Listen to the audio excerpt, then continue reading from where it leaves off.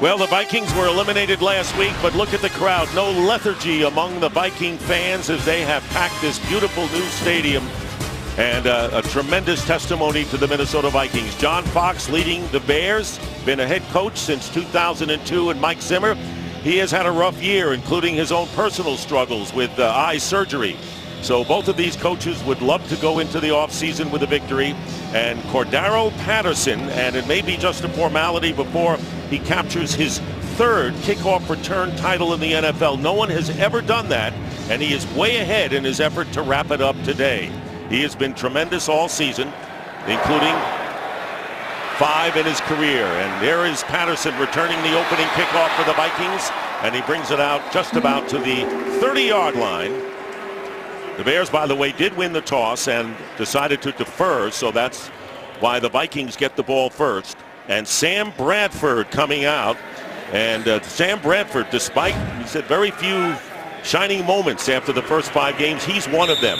And on the brink of an NFL record for completion percentage, he has had a tremendous year. 1st and 10 on the 30 to start the game.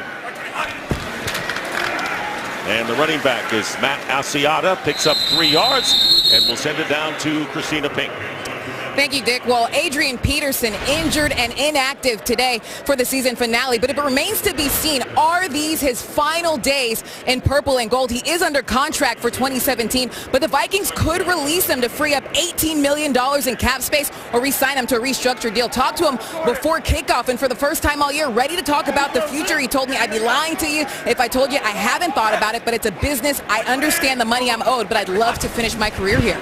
Thank you, Christina. On 2nd down and 8, and the first pass is a completion to the running back Asiata. Peterson, who will be 32 in March, played in only 3 games this season. And taking a look at the Vikings offensive team, and they are last in the league in rushing yards, and even when they were 5-0, they couldn't run the ball. And we have to watch that up front. The center, Joe Berger, is now at left guard, taking place of Alex Boone, and Nick Easton is the starting center. But Adam Thielen, what a season he has had this year. 40 yards away from a 1,000-yard season, which would be the first in Sidney Rice in 09. 8 different offensive line combinations, and that's a recipe for not making the playoffs for sure. 3rd down and 3. Bradford with the quick pass, and it'll be caught for the first down by Kyle Rudolph, having his best year by far, and a Minnesota first down. The Bears defense, and it hasn't been that bad, but only 10 takeaways, the worst in the league and the worst in team history. Sam Acho will be starting at that outside linebacker with Pernell McPhee and Leonard Floyd out. But the player we have to watch is Akeem Hicks. He has been an absolute terror on the inside. And the last time that they played the Vikings, he had 2 sacks and 4 hurries and completely disrupted the right side of the offensive line. Simply could not block that man. And a 1st and 10. Jarek McKinnon has come in at running back. And Bradford has 4 wide receivers, including McKinnon. And Bradford with time and going deep to Patterson, who makes the reception inside the 25. 4th on the team with a couple of touchdowns coming in, and Cordero Patterson with a 39-yard catch, and the Vikings threaten. We just talked about the offensive line up front. You're going to see that they're going to run games with their defensive line. They try running twists, punch, and pass it off. Sam Bradford has enough time to go through his progressions.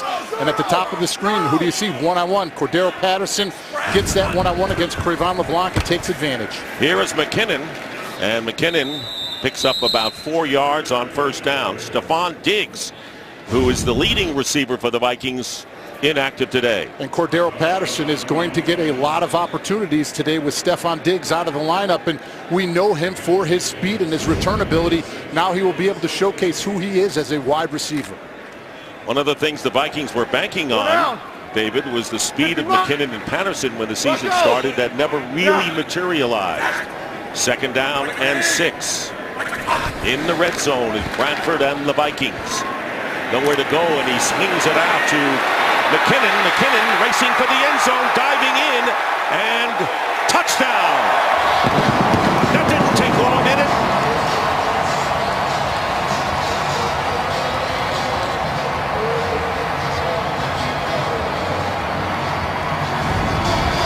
All plays will be reviewed, but they're going to check, see his feet, and if he got in, if he extended and got the ball past.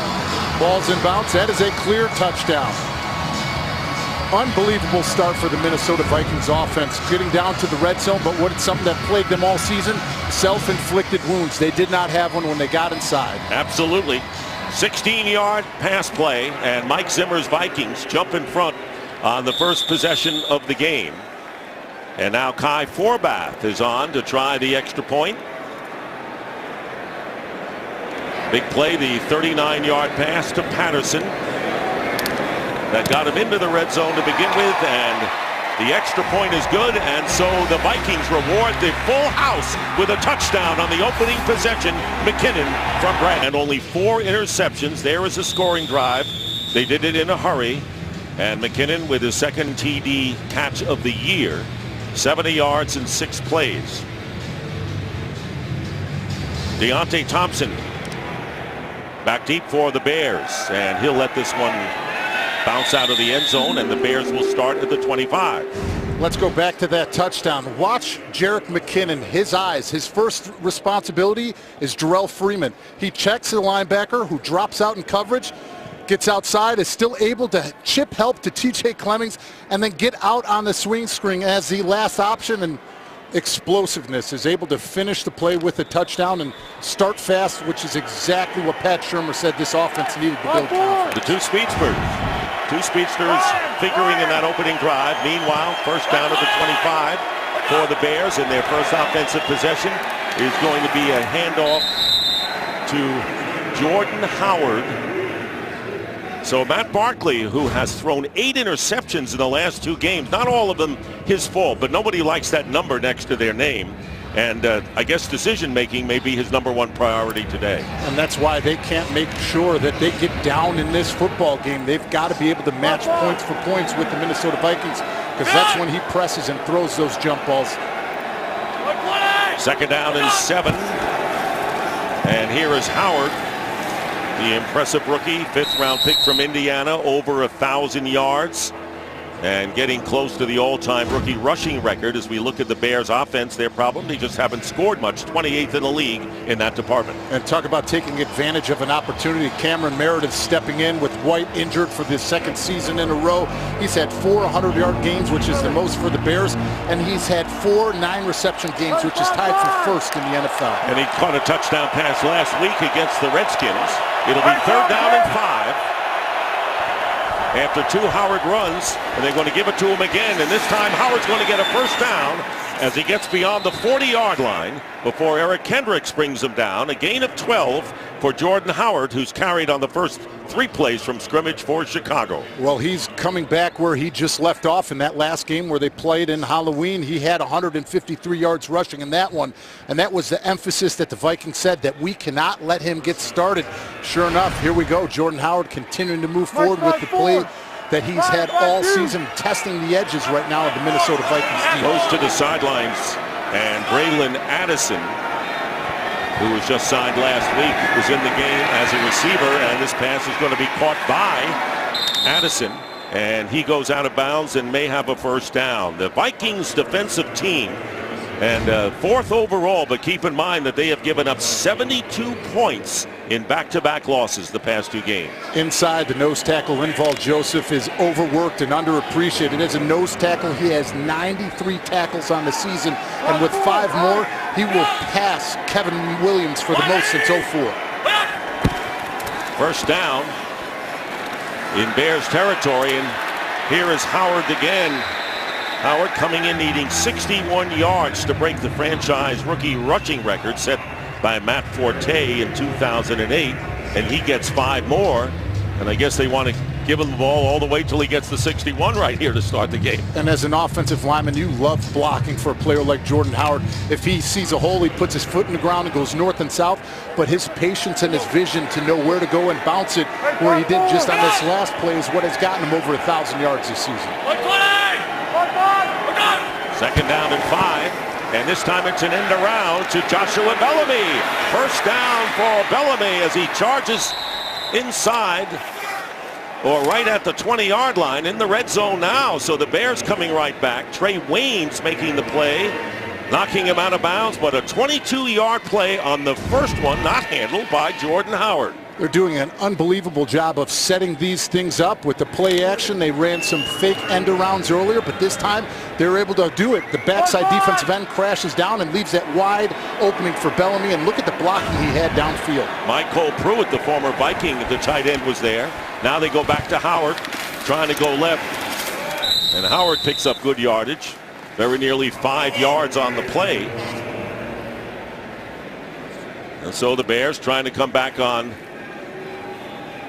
their possession here to tie the game up. 4 yards for Howard, so he already has 26 yards in this first quarter, averaging over 5 yards a clip. And the Bears are showing something that they have struggled with this season, is getting the ball to the edges. Today, getting pullers out in front and not only going in between the tackles. Play action. Forte intercepted. Interception by Xavier Rhodes, going to his first Pro Bowl and his 5th interception of the season, and another one thrown by Matt Barkley as the Bears were threatening to tie it up.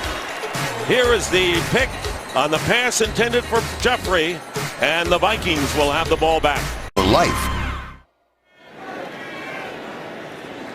David, you said at the outset the Vikings haven't been getting those takeaways, and coming into this game only 6 in the last 9 games. A timely one there, and they will start from the 4-yard line. Matt Asiata, the running back.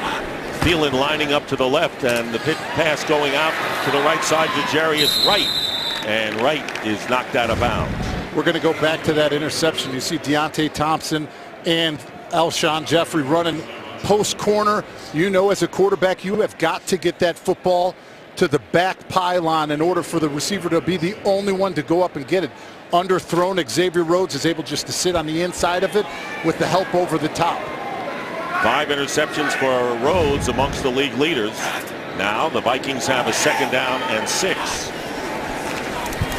Bradford has time, goes underneath and gets the first down, going to the reliable tight end, Kyle Rudolph, 2nd leading receiver on this team this year. Rudolph is having a tremendous year. He's been healthy the last 2 campaigns, and 15 yards, getting the Vikings out of trouble, and a first down at the 23. That's his 2nd catch of the day, and he is 6 receptions away for the most receptions in a single season in franchise history for the Minnesota Vikings. And from day one, he has been Sam Bradford's security blanket.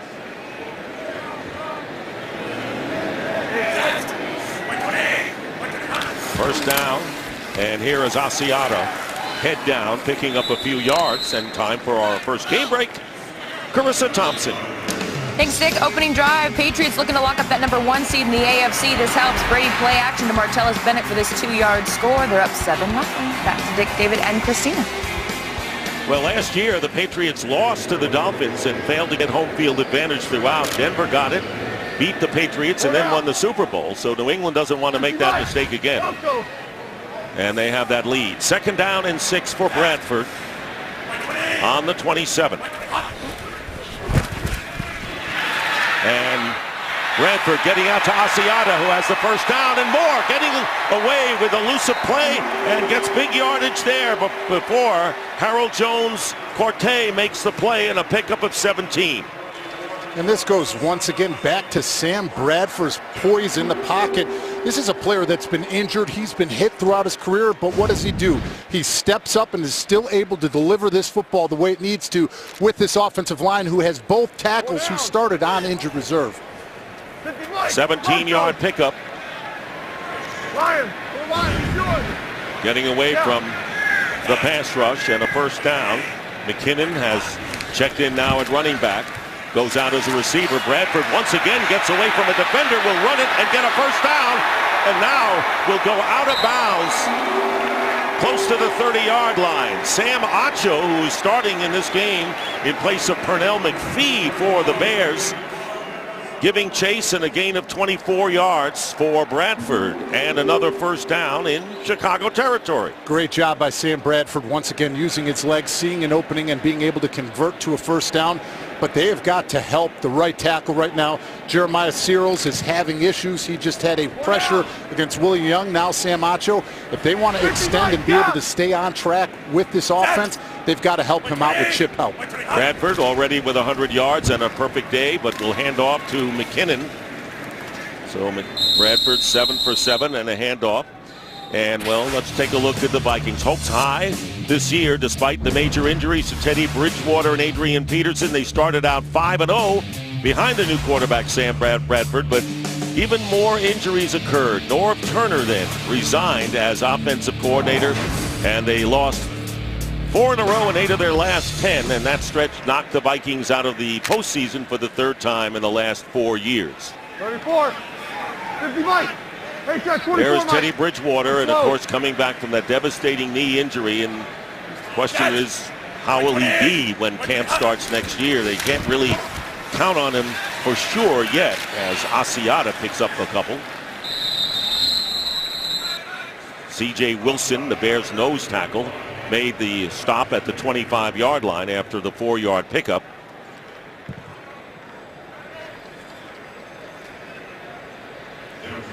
So Bridgewater gets hurt right before the season starts, and the trade is made getting Bradford from the Eagles for a number 1. And of course you can say, well, they didn't make the playoffs, but at 5-0 everyone thought that was a genius of a deal, and I personally think it was a great move for the Vikings to make. Well, it was one that they needed to make in order to have any opportunity to compete in this division. And you figure they had all starters coming back on the defensive side of the ball. 3rd down and 3, and movement in the line, and it'll be against the Bears, and it will give the Vikings a 1st down. Terry McCauley, the referee. False start. Offense number 8. 5-yard penalty. Well, they call it on Bradford. Crowd doesn't think so.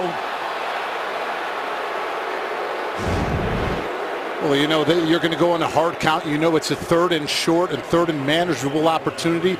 But anytime you see any motion like that, they're going to get that because the defensive end is keying off of it. And any movement by the quarterback, anything herky-jerky pointing anything, or that abrupt hut with the hands. So it's 3rd and 8 instead of a 1st down. And now the pass is caught, and it should be in a 1st down for sure here as Wright with his 2nd catch of the game. And the Vikings get it anyway despite the false start. They gain 9 yards. And T.J. Clemmings. That would not be good for this offensive line, who is injured and hurt already this entire season. They have had ravaged injuries to that OL. Tackle, the 12th offensive lineman to play for Minnesota this year. Handoff is to McKinnon, and McKinnon bounces off a defender and gets close to the 15 before Jarrell Freeman makes the tackle. There's the injured T.J. Clemmings. And of course the original left tackle, as we know, is Matt Khalil, and then Jake Long came in. Trouble.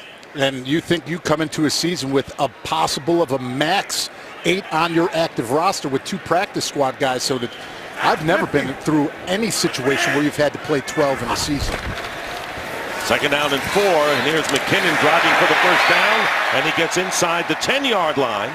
Vikings threaten. Don't forget they're trying to capitalize on that interception thrown by Barkley, and a pickup of 8 yards for McKinnon, who leads the team in rushing, coming into this game with a mere 450 yards. That's not a big total for the leader. And we talked about efficiency on 1st and 2nd down. They've had it in both of these drives, and even with that last penalty they had on 3rd down, they were still in a 3rd and manageable where they had 9 yards instead of 12 to 13 where they have been in. 11th play of the drive, and looked like McKinnon just fell down after picking up 1 yard. McKinnon's best game was against the Giants when he gained 85 yards earlier in the year. Nick Kwiatkowski came in a linebacker spot when Danny Trevathan got hurt. Well, we can go over the Bears injuries too on that side of the ball, and we'd be talking forever.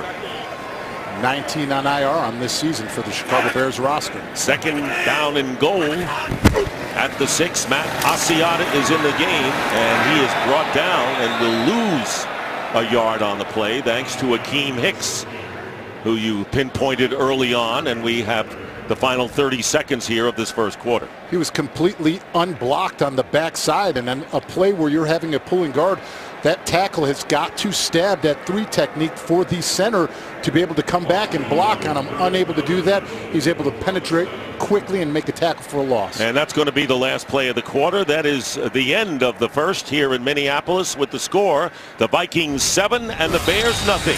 Fox NFL Sunday will return after these messages and a word from your local Fox station. Tina Pink and yours truly, Dick Stockton. Happy New Year. Once again, it'll be 3rd and goal for the Vikings on the 7-yard line of the Bears. Scored on their first possession of the game on a Bradford pass to Jerick McKinnon. McKinnon split wide left here, number 21. And there is the stutter count. Last time when it looked 97, unimpeded the quarterback. Last time when it looked like penalty, the Bears were offside, they called a false start on Bradford, but this one, without question, is on Willie Young. Clearly trying to get a jump on the cadence and get after it, being able to force some pressure on Sam Bradford and trying to come away with another takeaway here. So now the ball is on the 3, still 3rd and goal. And this time McKinnon lines up next to Bradford in the backfield. Bradford, quick pass, and incomplete off the hands of Rudolph. Normally reliable hands for Rudolph, did not make that play, and that'll bring up 4th down, so the Bears do hold, and a field goal try coming up for the Vikings.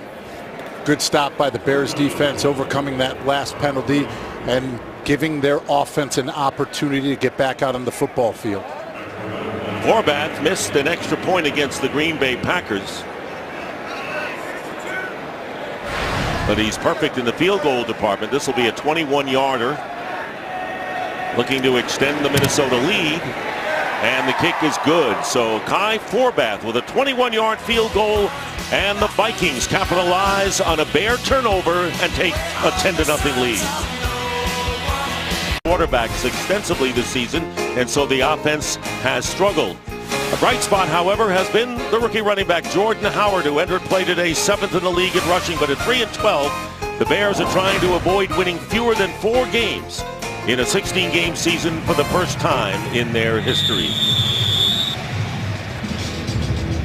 Well, they have a foundation with the 2016 draft class that GM Ryan Pace and John Fox put together. You think about Cody Whitehair starting at 16th, Jordan Howard, Leonard Floyd. On the defensive side of the ball, Nick Kwiatkowski has shown some flashes. Cam Meredith back to the offense. Cameron Meredith on the offensive side of the ball. So these players out here on the field today are going to be playing for the future of their jobs and for this organization. It's their last dress rehearsal. Well, if the Bears lose, they would have the 3rd pick in the draft. If they win, they could drop as far as 5th. And, of course, I don't know any player that says, you know, I'm going to play today so we get a better draft pick. That is definitely not the case. Here's Howard. And he's a keeper for sure. Jeremy Langford is the running back here and will get the handoff on 1st down. And he picks up a couple. Langford was the starter when the season began, had a high ankle sprain and came out, but he's had a terrific attitude, and that's been a plus for the team. He gets 4 yards. And he is a very good stretch zone runner. He has the speed to hit the edges. It'll be interesting to see how the Bears offense continue to play, and if offensive coordinator Darryl Logans does something that he hasn't done when they've been down, they can go hurry up. That's when Matt Barkley has been at his best this season, and they don't have to wait till the second half. Pitch goes to Langford off the right side, and a fumble, loose ball, and the Vikings may have it. They do. The recovery is made by Anthony Harris, making his 3rd start in this his 2nd year. And so the Bears have turned it over again the 2nd time in their own territory. And the Vikings can add to their lead as Langford fumbles at the end of the carry. We talked about this coming into this football game. That one just came out of his hands himself. I mean, there was some contact to his body, but you have to hold that ball high and tight. That's only friendly fire by McCoyle Pruitt trying to block for him, but you have to get your opportunity. You know what Jordan Howard did when he came in as a starter, not losing his job, and this was your opportunity to show and showcase that you deserve to get back in that starting role. So the Vikings will have the ball on the Bears 35. Set. 120. Matt Asiata and a play fake. Bradford getting the rush, but the pass is caught by Kyle Rudolph. And Rudolph, who dropped what could have been a touchdown pass at the end of that last drive. Vikings settled for a field goal, picks up the first down to the 23 here.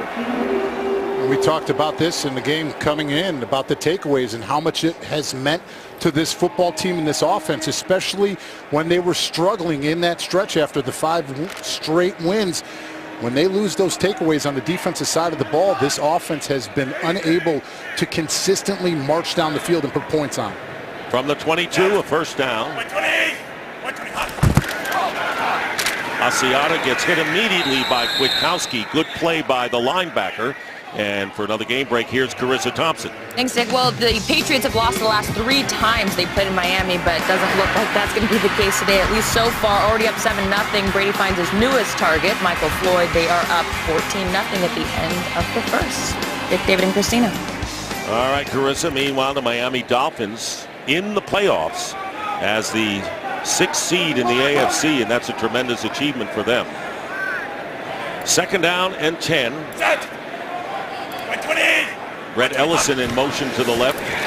And here is Bradford getting time, and the pass is caught by Rudolph. Breaks the tackle, gets the touchdown.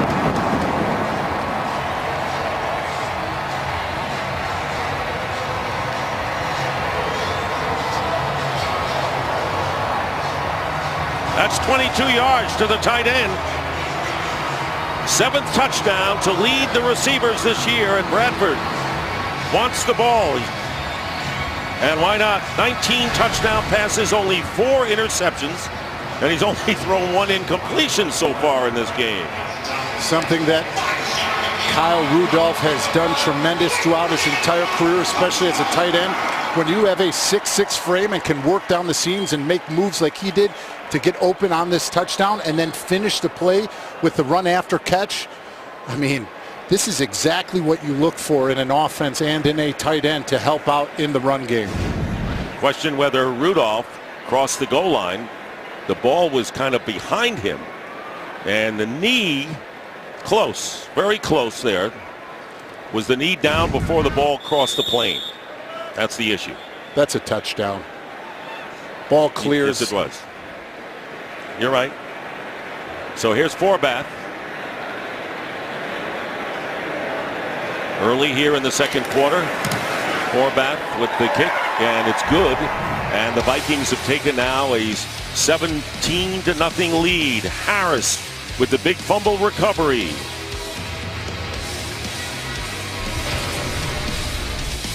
The scoring drive, and they're taking advantage of 2 Bears turnovers. And here's the touchdown. Let's go back to the replay.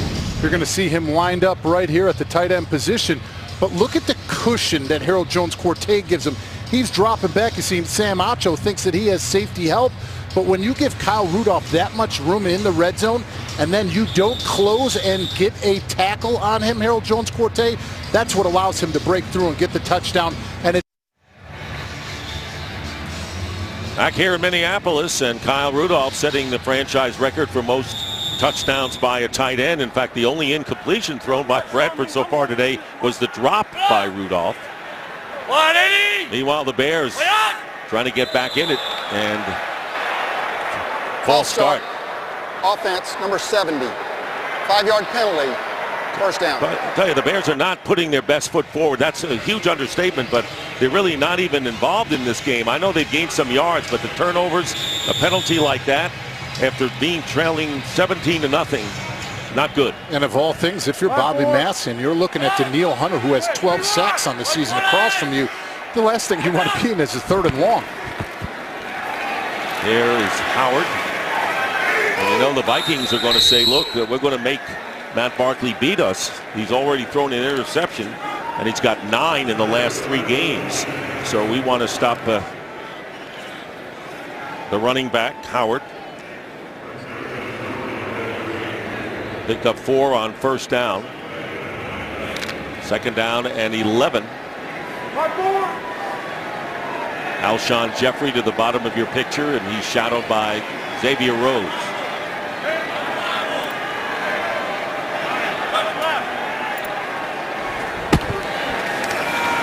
Here's Howard. Keeps churning and gets it out to the 30-yard line before Anthony Barr makes the tackle. A gain of 6. 3rd and 5. Matt Barkley wasn't even on the roster when camp started. He was signed to the practice squad in the beginning of September. Jay Cutler and Brian Hoyer went down with injuries. So it's 3rd down and 5 with Barkley. 3rd NFL team for him. Gets some time here and overthrows, and I'm not sure who is his intended target there. Alshon Jeffrey seemed to be the closest to it. And 4th down coming up. You got a little bit of pressure on them, but that is your opportunity to make a throw. You see up front, they get the movement, they run straight for it, and at the end, you get some pressure late. But look at Alshon Jeffrey has his opportunity. You see Rhodes playing. He gets open, but sure enough, does not hit him and throws it in between 2 receivers. Pat O'Donnell punting, and Marcus Sherrills is deep. Vikings with a pair of outstanding return men. Here is Sherrills at the 21. Sherrills finding an opening. Good run down the sideline. Marcus Sherrills into Chicago territory and going out of bounds. Already with 2 touchdowns as a punt returner to go along with Cordaro Patterson. And a 48-yard kick and a terrific return by Sherrills of Sunday Night Football on NBC. You'd have to say Sam Bradford off to a good start. 10 of 11 completions and trying to nail down the highest completion percentage in NFL history. Drew Brees, his name is stamped on 2nd, 3rd, and 4th. Just a couple times. Yeah, a couple times. Vikings have scored on all 3 of their possessions so far. Play action and the pass thrown underneath to Rudolph. And Rudolph hard to bring down up to the 36. And you said it started off 10 of 11 and now 11 of 12 with that last one. But early getting it to Cordell Patterson on the outside.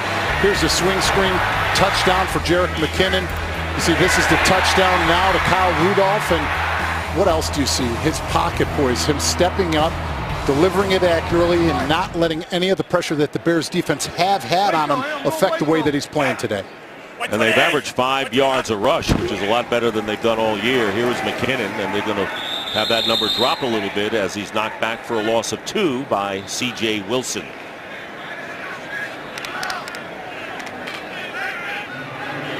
Vikings leading 17-0, coming in having lost 8 of their last 10. The Bears, meanwhile, have dropped 9 of their last 11.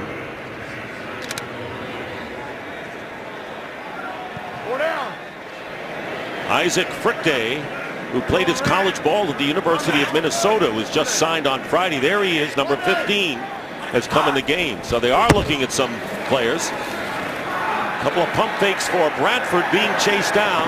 And this pass incomplete, trying to get it to Rudolph on a bounce with Kwiatkowski downfield. You got Minnesota in the outside, Minnesota State on the inside. Nice job by the Bears defense coverage, being able to cover everybody up.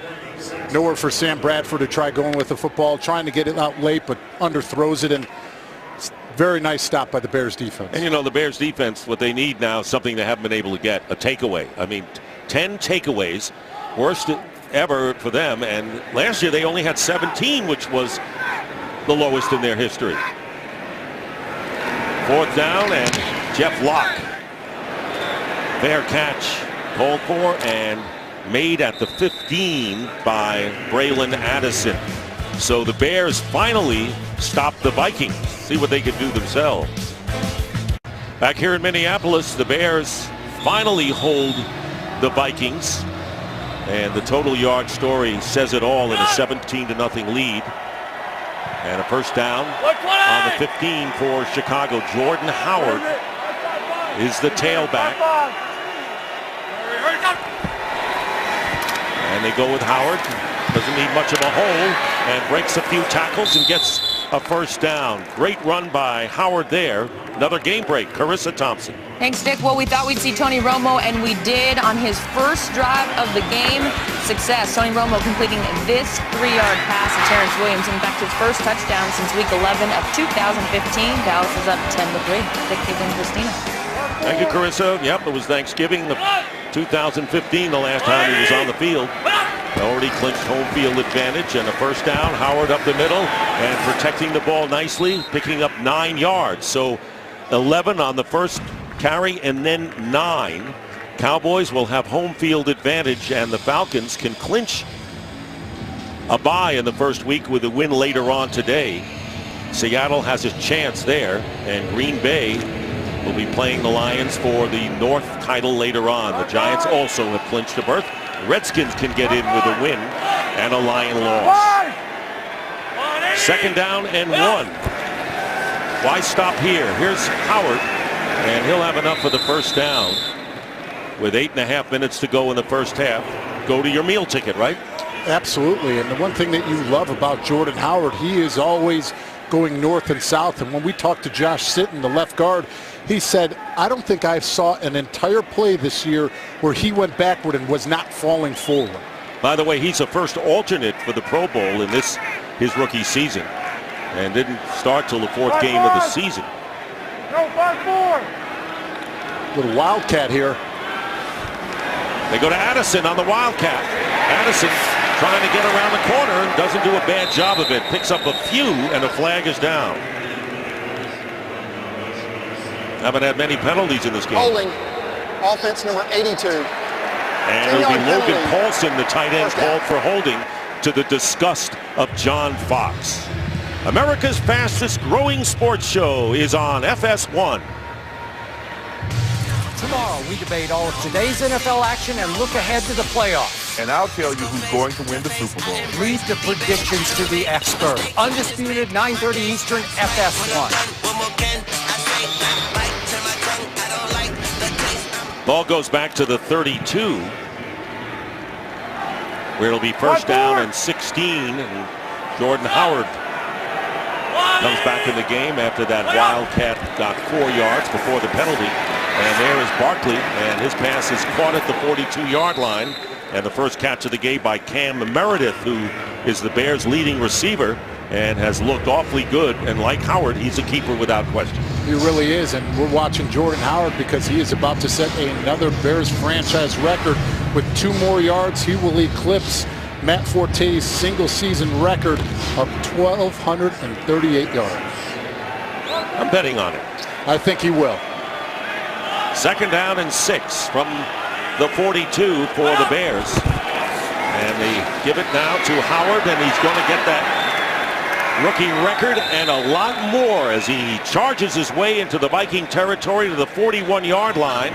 So Howard breaks Matt Forte's rookie rushing record set in 2008 and did it with 17 yards here. And you look at the way that they're running the ball. They're getting pullers.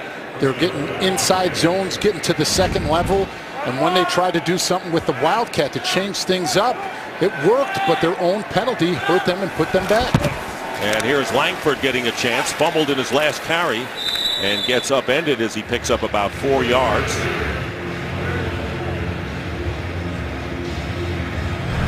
There it is again. Jordan Howard setting the rookie record over Matt Forte. A couple of guys on the bottom weren't too bad either, right? No, and when you look at those numbers, you just shake your head because you think of their careers and you think, wow, I would have expected them to have more their first year. Howard's averaged it's about 7 yards a carry so far in this one. Second down and 6. And Langford again following his blocks, but doesn't get much. Maybe a yard is all. And Linval Joseph, who you pointed out when we looked at the Viking defensive group, overlooked often as a run defender, but not by you.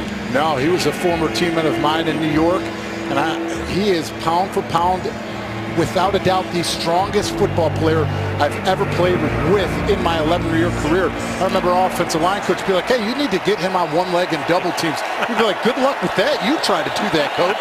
Easier said than done. Yeah, absolutely. Now it's 3rd and 6 for the Bears. They finally get an opportunity, down 17-0. Matt Barkley gets some time and the pass is incomplete. Double covered was Deontay Thompson by Trey Waynes, who got a piece of it, but there were other Vikings around as well. So now it is 4th down and they're going to go for it. See him on the outside, and this is something that Trey Waynes has been able to do when he gets those opportunities. Early on, he always struggled because he always wanted to play press and get those hands in there. But you could see clean break on the football, and what did he do? He didn't break on an angle, flat down the line. Well, when you're 3 and 12 and you have a 4th down and 6 on the 37 of the opposition, no question.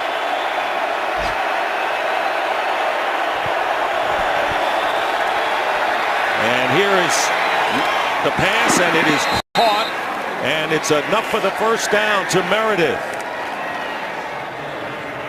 Smart enough to make sure he got beyond the sticks where he made the catch. Captain Munnerly was defending, and an 8-yard gain, and the Bears on 4th down convert and have a 1st down.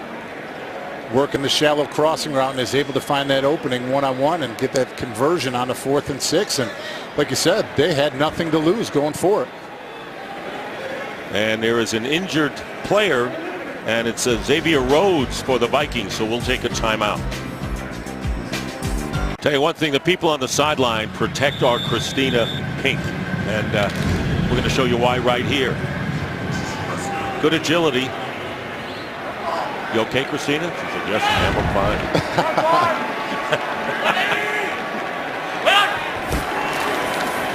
Handoff is to Howard.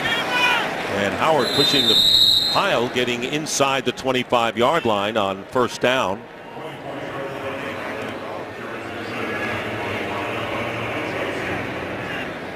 Bears are 3 and 12, and they're looking to avoid a finish of 3 and 13, which would be the worst record in franchise history since they adopted the 16-game schedule in 1978. Of course, they're winless on the road as well. 2nd down and 5. 120! Howard, and he gets another 1st down. What a terrific runner, and as everyone on the Bears will tell you, quiet man, doesn't say much in meetings and during the week in practice, lets his play do the talking for him. Without a doubt, because he is physical. He is always turning his legs, pressing forward. But one of the things that he always does is before he gets into that pile of bodies, he always tucks away and secures that football. He's gained at least 77 yards in the last 8 games, and he's over that right now. And a 1st down on the 18 for Chicago, trying to get back in it, and there's the way to do it. And another 1st down for Jordan Howard, putting on a show. Longest run was on the 3rd snap of the first meeting between these teams as a flag is down. Offense number 71. 10-yard penalty, 1st down. So Josh Sitton, the left guard, holding, and that may be why Howard had that hole to run. He hooks him. He gets his left arm hooked. You saw inside the little block by Daniel Brown coming inside and setting the edge. But you see the hook, that left arm, right here on the linebacker on Eric Hendricks. And it was. Why Howard could get free. He comes out of the game, and Jeremy Langford will come in, as will Joshua Bellamy. The 1st down and 15. And both Bellamy and Jeffrey wide to the left. Now Bellamy moves. Play action, and on the screen pass, it's Langford. And Langford inside the 10 and runs in to Jeffrey and a Viking defender, and Anthony Barr helped push him out of bounds after the 19-yard run, and the Bears have a 1st and goal, trailing by 17 here. Great job getting the offensive lineman in front, but who did we talk about? The center, Cody Whitehair, is able to get out, gets out into the screen and gets a nice clean-up block and a pancake on Eric Hendricks to open that up. Tell you, this Bears offensive line has done a good job this year, considering everything. They sure have. Because you really think about it, Matt Barkley has not been really sacked and abused this year.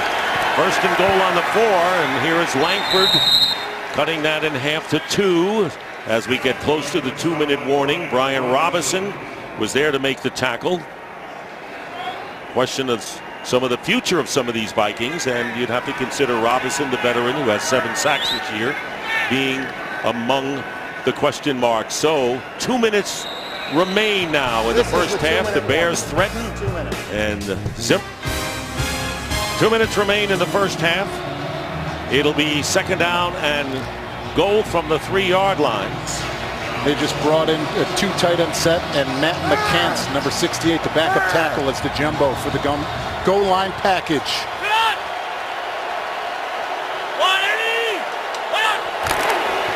And it's Jordan Howard.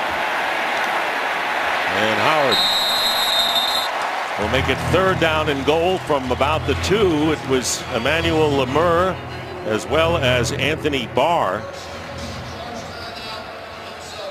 30-second timeout. And a timeout called by the Vikings, knowing that no matter what happens here, they want to have enough time when they get the ball back. Great job by the goal line defense, the defensive line up front. You did not see that line of scrimmage move whatsoever.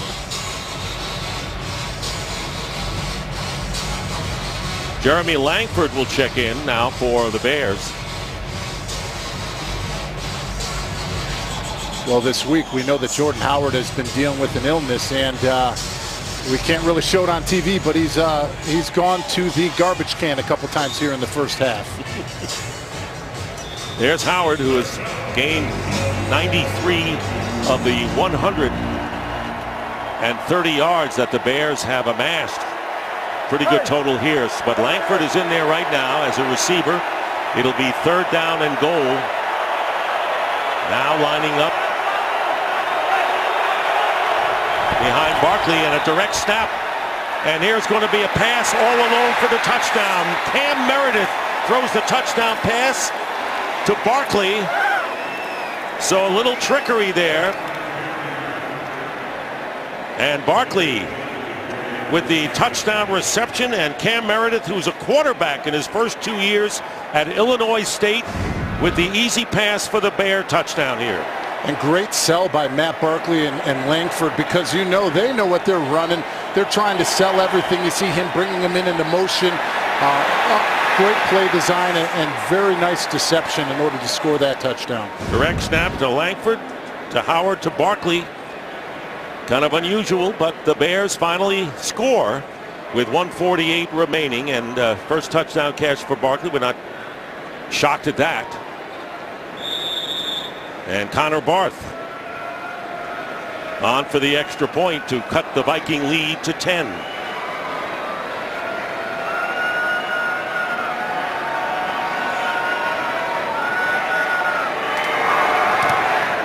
And the kick is perfect, and it's now 17-7. 17 drive play. Here it is again, 85 yards with a touchdown pass. Meredith to Barkley, and the Bears finally score in this game. I would say they have a little bit of fun when they're on that show. A little bit indeed. Bradford from the 25 swings it out to McKinnon. Good fake he puts on the defender, and close to the first down, being pushed out of bounds. Speaking of celebrating New Year's, we caught a shot of you, Dick Stockton, celebrating with the cool shades on, sitting up here, taking it in before the game.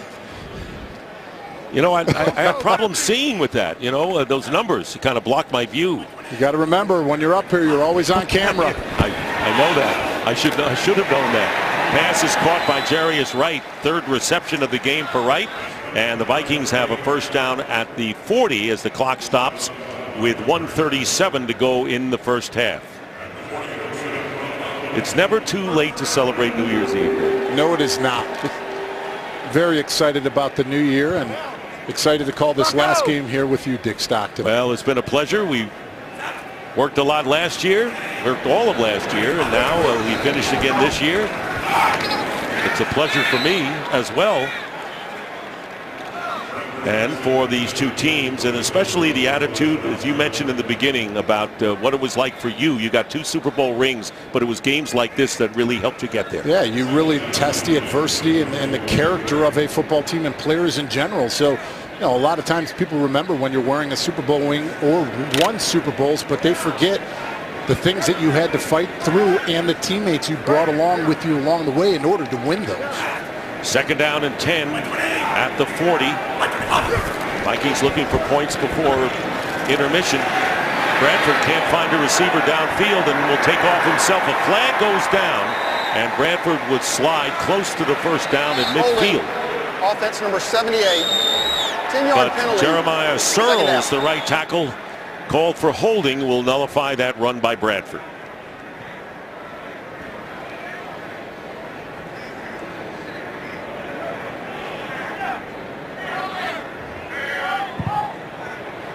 Pat Shermer, the offensive coordinator, and of course taking over for Norv Turner, who abruptly resigned in the 9th week of the year. He's the interim and wants to keep his post. He's doing a very nice job thus far here in the first half with what he's been dialing up on the offensive side of the ball. Now 2nd down and 20. 4-man rush on Bradford. And Bradford gets hit as he lets it go and nearly picked off. It was a short hop to Harold Jones-Corte, and it'll be incomplete. Pressure by Akeem Hicks once again. Game break time. Here is Carissa. Happy New Year. Happy New Year to you too. Tony Romo had 1 series and 1 touchdown for Mark Sanchez. His first series ended like that, intercepted by Jordan Hicks. Dallas is still up 10-3 with just a few minutes left in the 2nd quarter. Dick? All right, thank you very much, Carissa. And as she reported earlier, Tony Romo making his first appearance since Thanksgiving Day of last year. Right here it'll be 3rd down and 20 for Minnesota. 1:16 on the clock, and the Bears will call their first timeout. Chicago, 30-second timeout. So now the Bears could be looking at getting the ball back and maybe getting something done before halftime on their own. And then getting the ball to start the 2nd half. So this is a battlefield position. They've got to stop them on this 3rd down, obviously, but with 2 timeouts left in this quarter, the Bears could have an opportunity offensively to put some points on the board. Again, the Visa halftime coming up next. Patriots trying to wrap up home field advantage. The Texans trying to get their 11th straight divisional win, and the Ravens looking for a sweep against the Cincinnati Bengals in a divisional fight in the AFC North there. All coming up.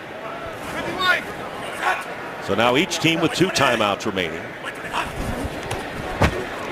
3rd down and 20. Bradford's pass is caught but knocked out of bounds is Rudolph by Freeman.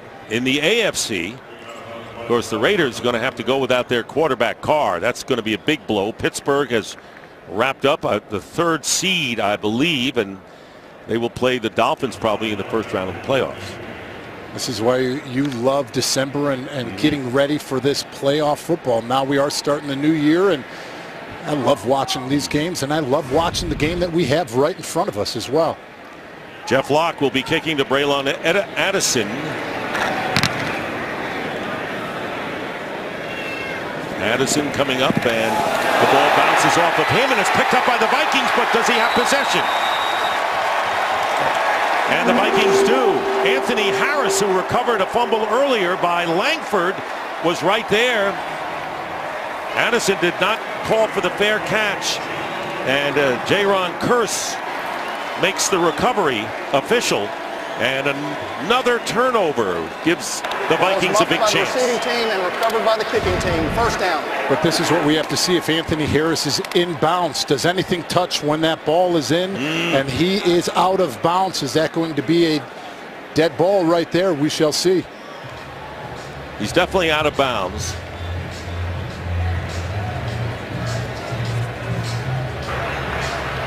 The previous play is under review. And John Fox shaking his head. He's been doing a lot of that other than in that scoring drive by the Bears just a few moments ago. So it was Anthony Harris trying to keep the ball in or recover it himself. And then Kearse,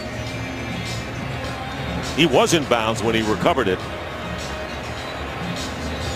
Here's the best look. Remember, it has to be indisputable to overturn the ruling that it was recovered by the Vikings. It's a close one. It's hard to see if that body's really up, or the ball is really up against his body, or if it's rolling off. It's a tough call, you're right. It's a very tough call. Because he had touched the ball when he was out of bounds, and then he was in when the ball was loose for Kearse to do it. Mike Pereira, what do you see here? Tough one, isn't it? It is a tough one. By the way, what's not tough is wishing you guys a happy new year. But this is one where they're just going to have to look is, was the ball touched when he was actually out of bounds? It almost looks to us the closest he comes to touching it is when it touches his posterior. And if it in fact does, then you just have simply a kick out of bounds, and the ball would be out of bounds at that spot. You know, I think it does. Is it enough to 100% prove that it does hit him?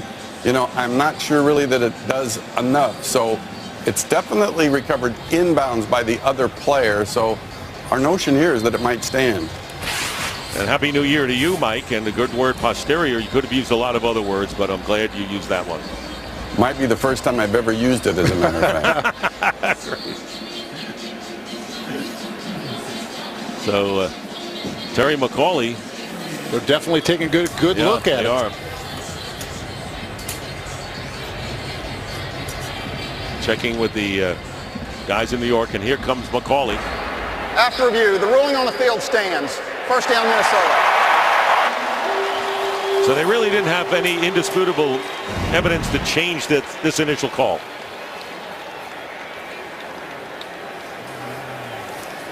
And there's the inbound recovery.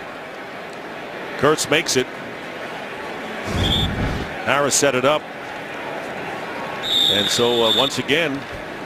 And how quickly did it turn from us saying the Bears may have an opportunity with 2 timeouts left and time on the clock? And now the Vikings on the 21. Jerick McKinnon picks up a yard, and good interior defense that time by Sam Acho, who's got a lot of experience starting, as we said, for McPhee today, mostly with Arizona. In his 6th season is Sam Acho. Second down and 8. Clock running. Nearly a half a minute to go in the first half, and the pass bobbled and dropped by Jarius Wright. And it was Quartet again who made sure he wasn't going to hold on, provided the hit. So with 31 seconds to go in the half, it's 3rd down and 8. You see Jarrell Freeman on the inside running too, but look at the hit that Harold Jones-Quartet puts on it to really separate and make sure that he can't catch them. And Jarrell Freeman, talk about a year he had. He missed some games, but this is his 4th straight 100-plus tackle season. Leads the team in tackles, even though he misses 4 games with a suspension. So it's now 3rd down and 8. Vikings are in field goal range. Bradford with a lot of time, and this pass is going to be ruled a catch and a first down. Let's see. Second.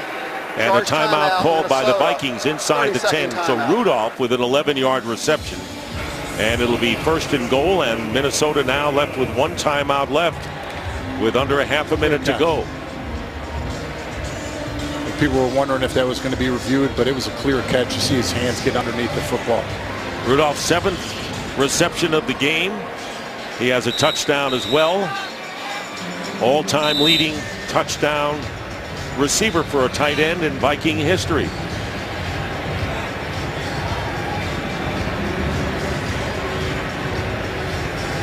But you're right, David, we're talking about the Bears perhaps getting in position, knowing they had the ball in the second half first to cut that 10-point lead. And then, of course, that old bugaboo, the turnover. They're not getting any themselves, but they're sure committing them. McKinnon, the running back, split wide left on 1st and goal.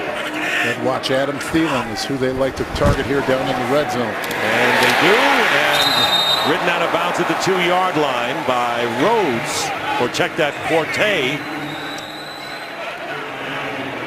Right on it with Thielen. That's the first time he's been targeted all day today.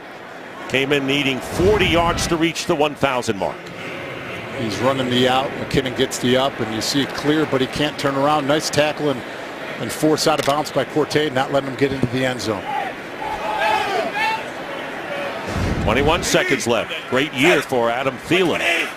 Practically the walk-on that they have. And here is the rollout of the pass. Touchdown, Jarius Wright.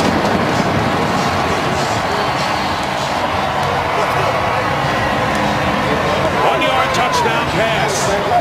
Bradford to Wright. And boy, Minnesota sure taking advantage of every opportunity they have when the Bears turn it over.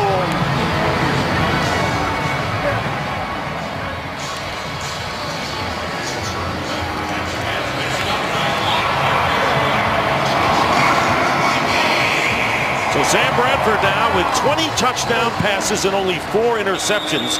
And when we talk about having his best year ever, that's one of the big points for that. Kai Forbath is on for the extra point. And so the Vikings, who had their lead cut to 10, now extended again. Great call by Pat Shurmur, because you see Jonathan Banks trying to fight and get all the way through there through traffic. They're unable to communicate it all the way through. They're not able to cover up. Jarius Wright on the shallow crossing. We also call that a submarine route. Sometimes you see receivers get the jet sweep in that same motion. This time they're able to get it on a pass and able to come away with a key touchdown right before the half. Well, as disappointing as it's been for the Vikings, who have lost 8 of their last 10 after winning 5 straight. Pat Shurmur's offense taking advantage of those turnovers and a 17-0 edge. So it's 24-7 now. Minnesota leading with 18 seconds remaining in the first half. 21 yards and 5 plays for the Vikings. And Addison is deep for Chicago.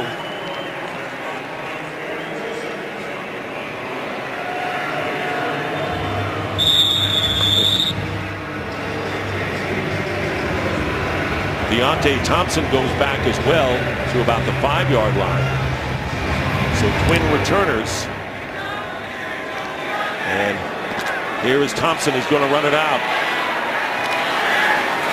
Thompson straight ahead. Thompson! And finally knocked out of bounds after a terrific run by Isaac Fritte. Deontay Thompson with the return. And good field position, and with 9 seconds to go, they got another chance perhaps. Showing that clocked 4.3 speed right here. You see him take it down the middle wedge. Nice job up front by the blockers. And what was he? Fearless. He got right downhill, saw the seam, and took it. A lot of times you see a lot of these returners, they see it but think it's going to close and try bouncing it. This time he trusted the blockers up in front. 64-yard on the return. That's the longest this year.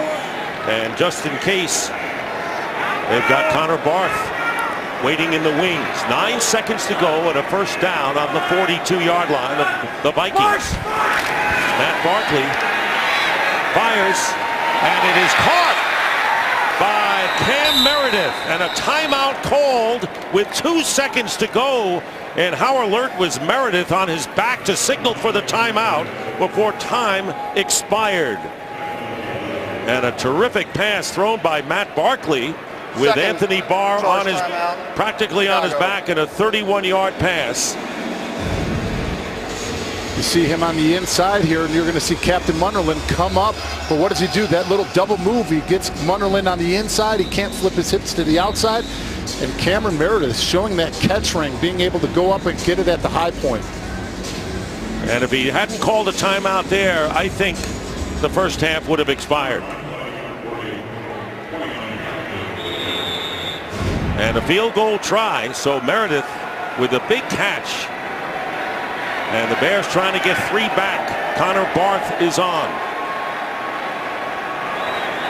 This will be a 29-yarder. And Connor Barth.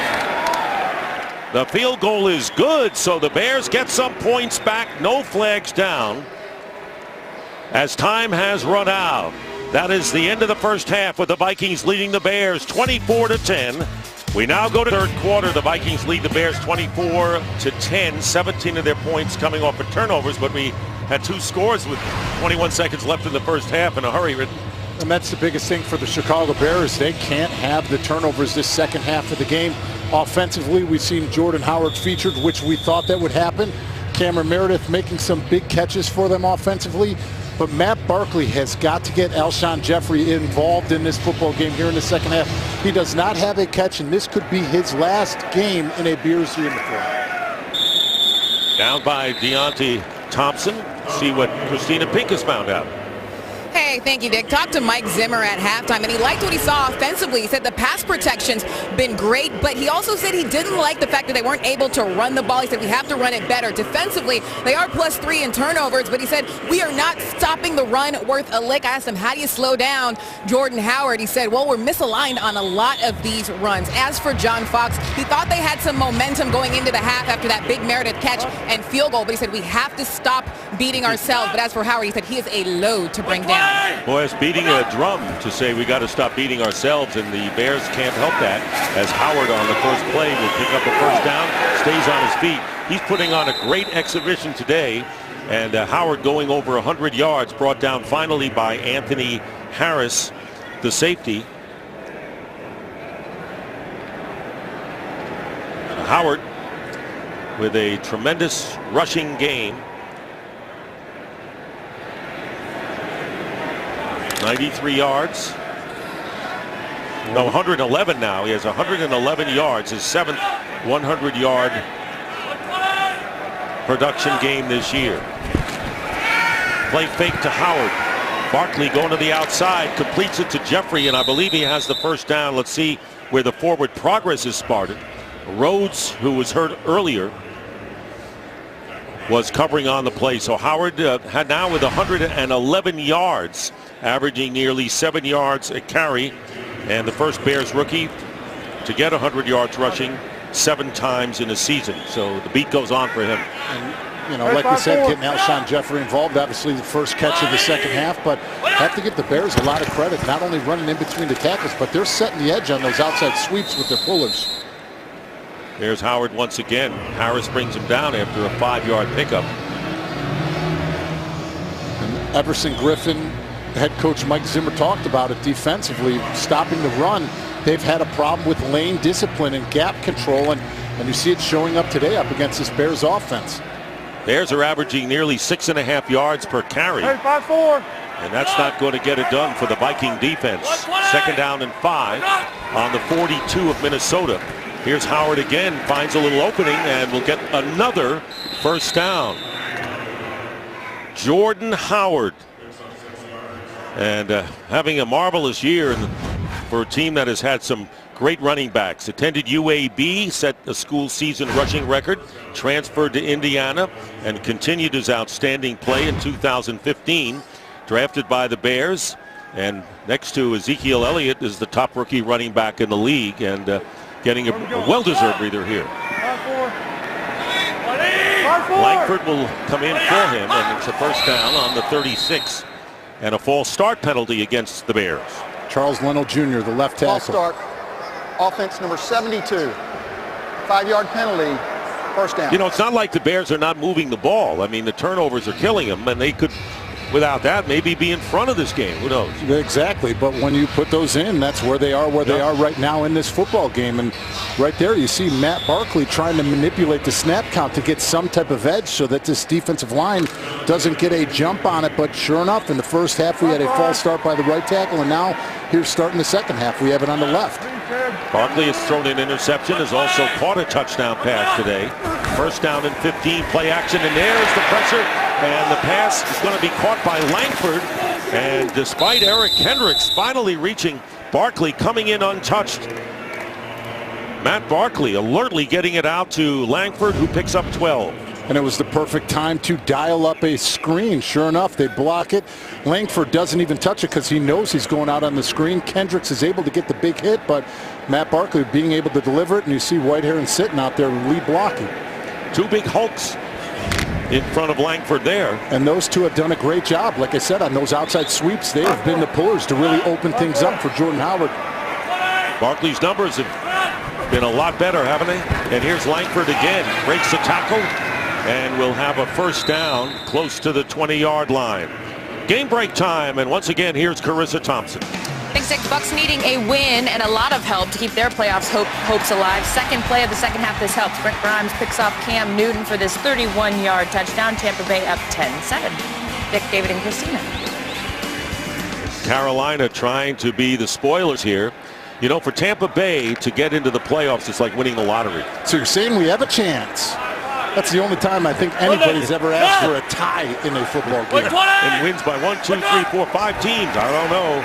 Play action for Barkley. And Barkley's pass is caught at the 20-yard line by Michael Pruitt. So the catch by Pruitt, by the way, who was a 5th-round draft pick by the Vikings last year and was signed off the practice squad by the Bears. Smart decision by going to the underneath route to Pruitt because he had Alshon Jeffrey on the crosser, but Harrison Smith was coming downhill on a perfect angle and could have had another interception. Great check down and way to hit the underneath coverage player. Second down and 4. Bears trying to make the most of this first possession of this third quarter. And the end around to Bellamy, and getting right in there was Eric Kendricks. Talk about leading tackles for the second straight year. He had a 77-yard touchdown on an interception in the opener against Tennessee. Really one of the stalwarts defensively for the Vikings. And that could have been a big play for the Bears. We talked about Daniel Brown earlier making some key blocks, but sure enough, when you pull, you have to keep your eyes on your linebacker. He takes his eyes outside, and sure enough, Kendricks is able to hit it underneath for a key stop. Loss of 5. Third down and 8.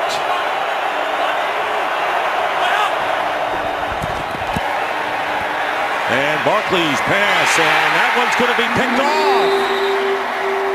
And interception by Trey Waynes.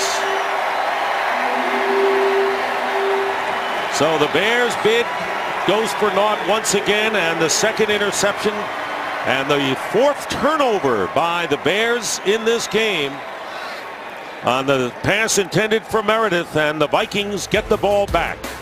We'll return. I'm pumped you guys fly to Belize. Barkley now with 10 interceptions in the last 3 games, both in the red zone, just when it looked like the Bears may do something. A couple of fumbles on top of that, and the Vikings begin from the 11-yard line, and a mix-up in the backfield, but Bradford recovers, gets it out to right, and picks up 2 yards. We'll go back and take a look at that interception, and believe me, it was a clear holding call on Trey Waynes. He has Cameron Meredith completely locked up. You're going to see it coming at the top of the screen here. He's got his hands all over him, but still with that, you don't throw the football. You know that there is an opportunity and a chance that they may not call it. They haven't called a single pass interference on either side of the ball in this football game. So right after, I know Matt Barkley throws up his hands looking for the flag, but you can't rely on that for that penalty. Decision making, that's the key for any quarterback. And here is McKinnon. McKinnon gets it out for a couple of yards, and that will bring up a third down.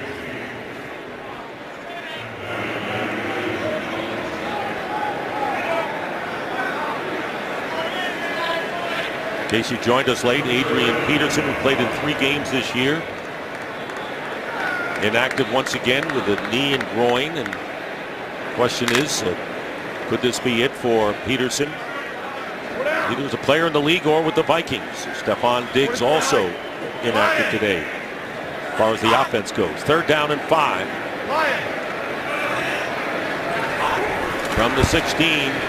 Sam Bradford's pass caught by Rudolph, and the tight end setting team records today gets a first down shy of the 30-yard line, and a flag is down back at the line of scrimmage. Personal foul, roughing the passer. Defense number 96. Contact to the head. And Akeem Hicks, automatic first down. called for roughing the passer. 12-yard reception and roughing the passer tacked on. See him right here working up against the right guard, Brandon Fusco. You see him pushing. All of a sudden at the end, ball's out. You see the hit and the pull down at the end. Clear call. You know that the officials are going to protect the quarterback. So now the ball is out to the 43. And look at the Vikings have 3 receivers all split wide left. At the bottom of your picture, they run the ball to McKinnon, breaking a tackle, and McKinnon picking up a couple. And here are the turnovers that created 17 points for this Minnesota team. That led to a field goal. Here is a fumble. There's the touchdown off of it. Kyle Rudolph finishing the football play, and here it is. This was the one that was right before half that was reviewed. Minnesota gets the ball and ends up with a Jarius Wright touchdown to close the first half. And the play on the kickoff was technically a muff, but it does go as a turnover. 2nd down and 6 for Bradford. Quickly gets it out to McKinnon, and a good tackle made that time by Adrian Amos. In his 2nd year, started a lot of games, still looking for his first NFL interception. He started all but 1 game in his 2 seasons, and he's been one of those bright spots, but he needs help next to him because Adrian Amos is a football player that is better working downhill into the box as an aggressor than he is playing back in coverage. So a 2-yard loss because of Amos's fine play at safety. Matt Asiata, who started the game at running back, checks in now on 3rd and 8.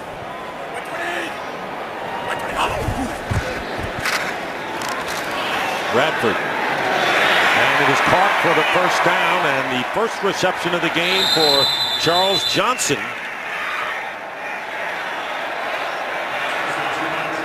We talk about running backs being able to run the football effectively, but look at Matt Asiata step up on the blitz by Jarrell Freeman and completely stalemate him. Gets it, is able to dip down underneath and gives Sam Bradford enough time to get the ball to the outside to Charles Johnson.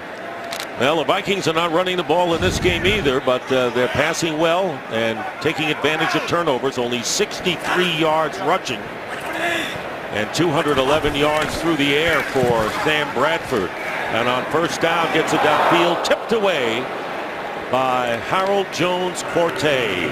Carissa Thompson with a game break. Currently the Dolphins 6th seed in the AFC, looking for a win today. Matt Moore 25-yard touchdown pass to Kenny Stills. Now if they get a win and a Chiefs loss later today, they move up to the 5th seed in the AFC. Texans, they would get the Texans, instead of Pittsburgh, and New England is up 20-14. But the lead is closing, and there is Jonathan Banks, who started at cornerback today. The former Buccaneer, shaken up, will take a timeout. On the sideline now, and Tracy Porter has replaced him. Trayvon LeBlanc is the nickelback today for the Vikings. Or for the Bears. This is the 8th play of the drive. And it's McKinnon who gets a hole and close to the first down. Jarrell Freeman grabbed a hold of his shoulder, but it's going to be close. They may spot it just a shy half a yard from the first down yardage. Look at the combination block by Berger and the fill-in left tackle Rashad Hill. Look at, they get movement right at the point of attack, get up to the 2nd level. Very nice job right there by the point of attack, moving the line of scrimmage, covering everybody up, and giving McKinnon the exact hole that he needed to get through. You mentioned Berger once again playing left guard, with Nick Easton starting at center. 8 different offensive line combinations this year. Adam Thielen going in motion on 3rd down and 1. Play fake to Asiata, and they go underneath to who else? Kyle Rudolph. It's his day, isn't it, as a receiver? And he gets the first down, picking up 3 yards, keeping it going for the Vikings. 9 receptions today for 90 yards for Kyle Rudolph in his 6th year. He had 9 touchdown catches back in 2012. Joe Sensor had the previous record, now 81 catches. So he's breaking them all today for the tight ends. 1st and 10.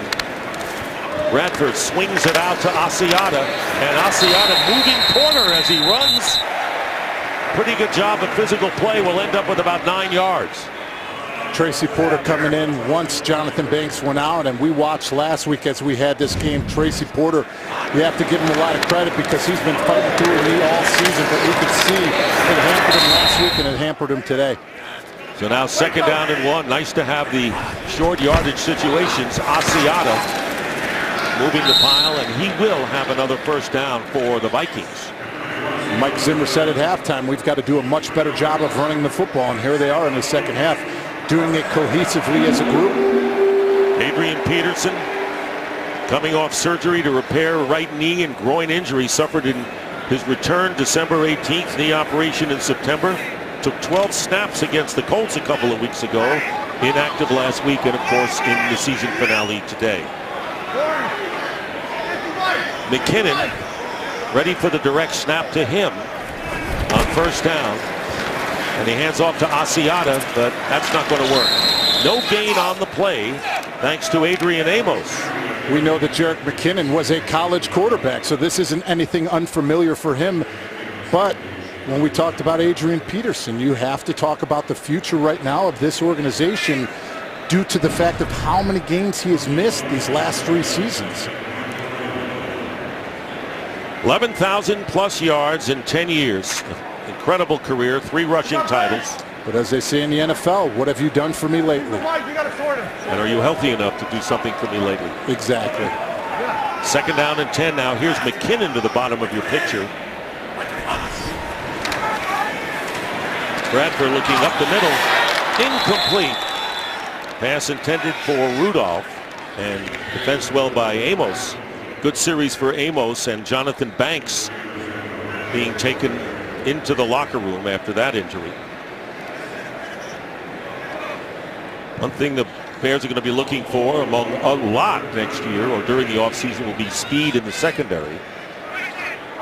And Banks had a great year back in 2013 when he had 3 interceptions in his rookie year with Tampa Bay.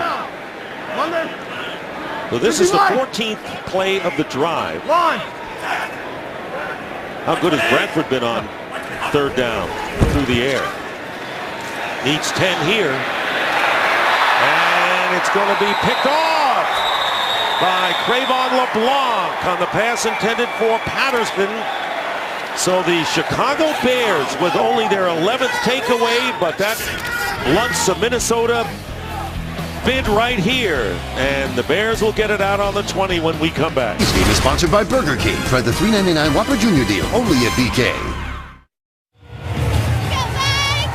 And back here in Minneapolis, a full house here in this beautiful new stadium, and Cordero Patterson trying to get a touchdown, and LeBlanc had other ideas. So the Bears, after their first takeaway, seems like ages, giving the ball to Jordan Howard with 2:15 to go in the third quarter, pushed out by Kendricks. Cordero Patterson, who's going to be an unrestricted free agent, you better fight better for this football. Sam Bradford put that exactly where it needed to be. You're 6'2", you're 5'11", Crevon LeBlanc. If you can't catch it, you make sure that you break inside, and you make sure that he does not catch that football. That is all effort, and Crevon LeBlanc wanted it more on that play than Cordero Patterson. Meanwhile, Eric Kendricks is coming off the field, shaken up. Kendricks and Anthony Barr, both in their second year, and they're going to be fixtures for the Viking defense for years to come. LeBlanc getting congratulatory phone call there after his interception. You hope that for the Bears defense that continues, because they need to help out this offense. Second down and 6. And here's a handoff to Howard. Howard will get another first down. Looked like he was going to be stymied behind the line of scrimmage. Griffin brings him down after a gain of 7. What a smart runner he is. Good vision. It was a smart job by the Bears offense. Get it to who's working for you up front, and get it to who has been your cowbell all season long. Howard now with 133 yards on 20 carries. He had 153 against the Vikings on Halloween night when the Bears got one of their 3 victories. Clemens, by the way, or Kendricks, by the way, back in the game for Minnesota. And the handoff to Langford. And Langford picks up 3 yards. Let's check in now with Christina Pink. Well, you guys were discussing Jordan Howard. The rookie is a man of few words, but when I talked to him before the game, I asked him, do you plan to have another big day against this Vikings defense? He said, yes, I definitely do, and we've seen that so far today. He also told me this season he's seen his biggest growth in being able to read defenses and watch film, but he's certainly been a bright spot for this Bears offense. Yeah, maybe the brightest spot of all on this Bears team. Here's Langford trying to go right and follow some blockers. But the Vikings have other ideas, and it'll be a couple of yards shy of the first down thanks to Daniil Hunter and Kendricks, who came back quickly from going out and making the play. And that could be the last play of this third quarter. And we have to give Bobby Massey a lot of credit. Last week he did an unbelievable job up against Ryan Kerrigan, and that's the first time that we've heard Daniil Hunter's name mentioned this entire game. Coming into it, he had 12 sacks. Third in the league with those 12 sacks. And the Bears are not going to try to get it off, and that will do it for the third quarter. That is the end of the period with the score. Vikings 24 and the Bears 10. Fox NFL Sunday will return after these messages and a word from your local Fox station. Minneapolis, Dick Stockton along with David Deal and Christina Pink. Vikings leading the Bears 24-10. It'll be 3rd down and 2 for the Bears on their own 39.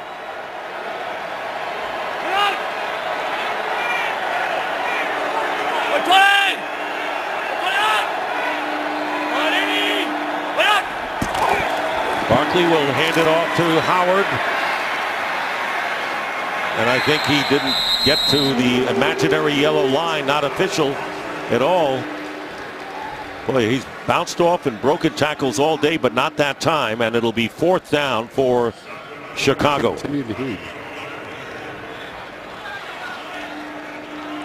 And the Bears, who went for 4th down earlier in the game in Minnesota territory, will go for it here on 4th down on their own 40. That was a great job at the point of attack by Everson Griffin, trying to run power, stacking the tight ends, unable for anywhere for the back to go. And the flip goes to Howard, and here's Howard straight ahead, and close. Bears signaling he has it, but the spot may be just shy by less than a yard.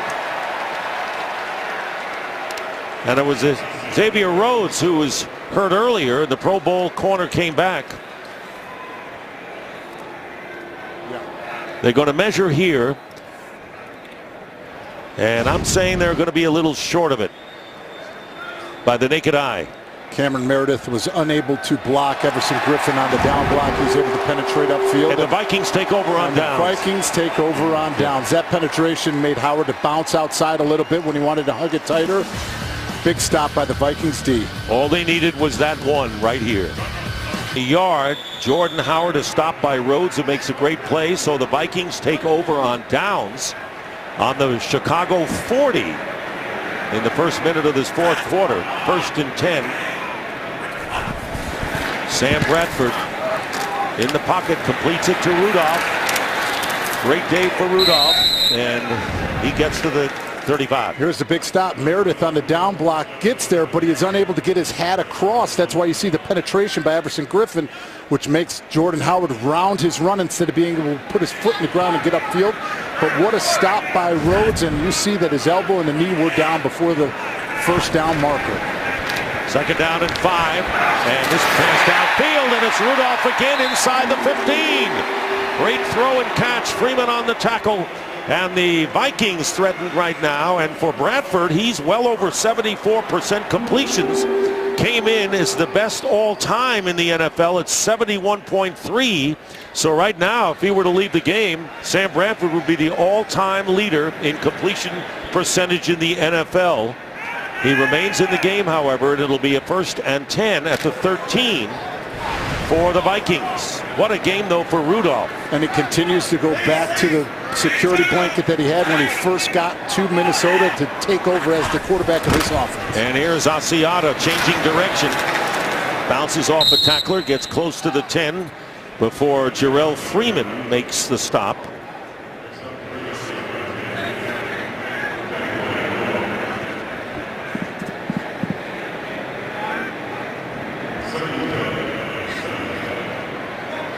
It'll be 2nd down and 7. So once again, Bradford, 71.6.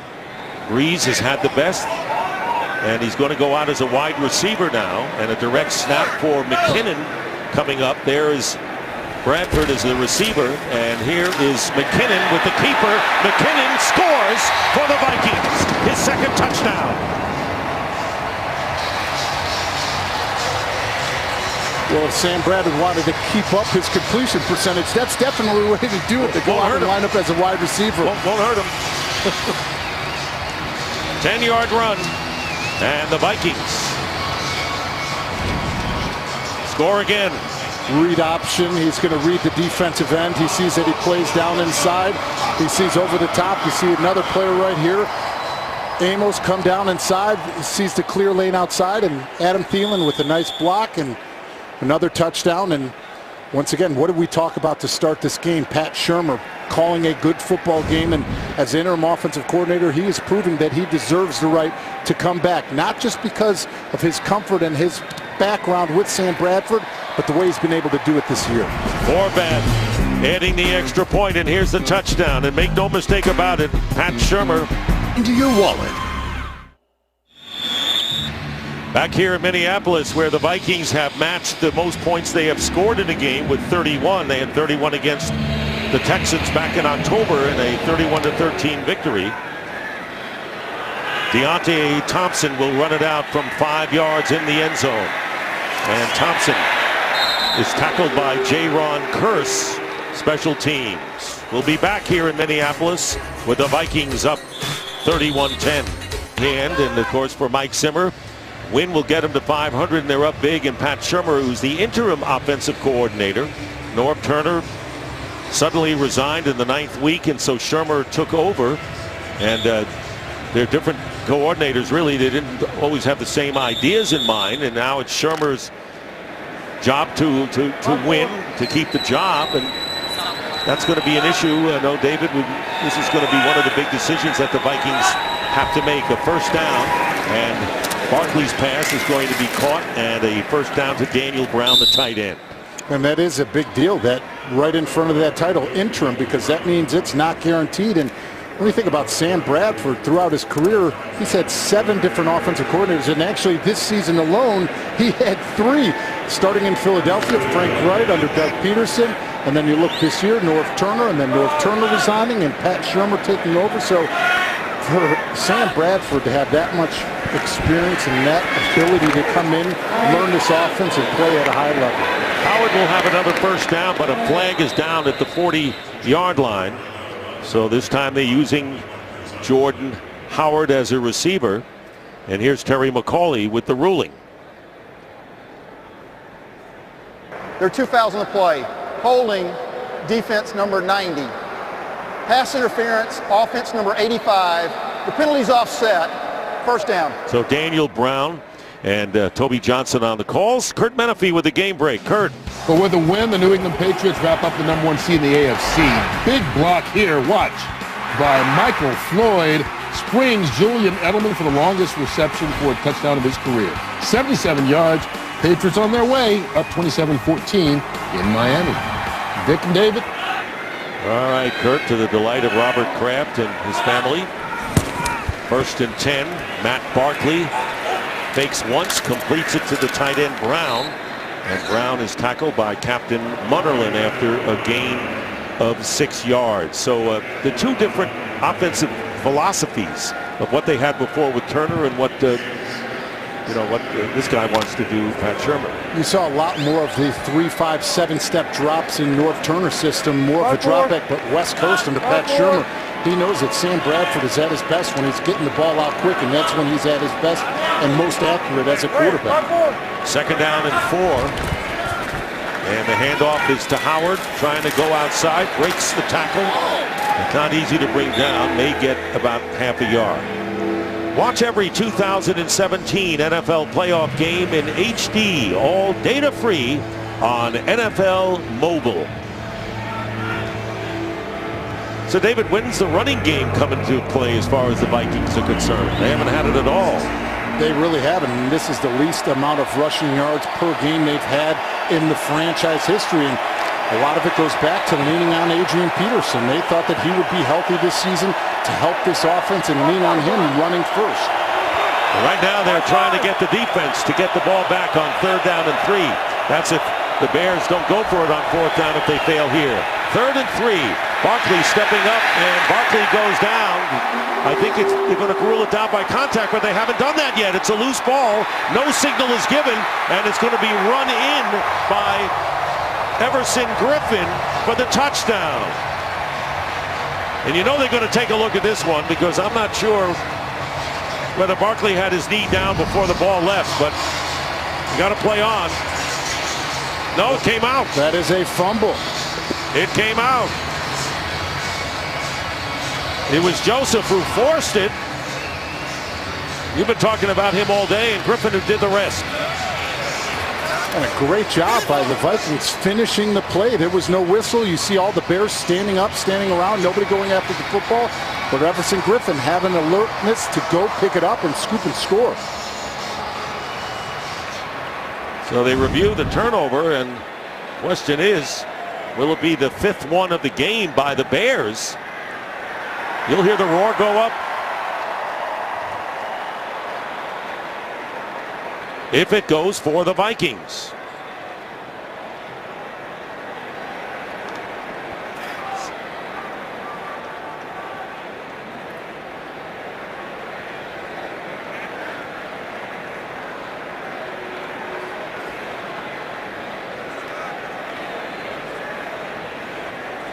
Terry McCauley is out on the field, but he's acting as if, yes, it was a touchdown. The crowd would like to roar. Give the announcement. Yes, it was a touchdown by Griffin. And Kai Forbath for the extra point.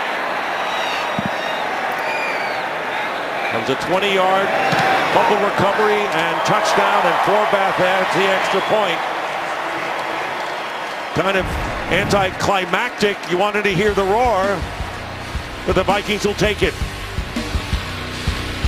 Another turnover of the game. This one graphic here, the Vikings with 5 takeaways into 24 points. Matt Barkley with 2 interceptions and a fumble.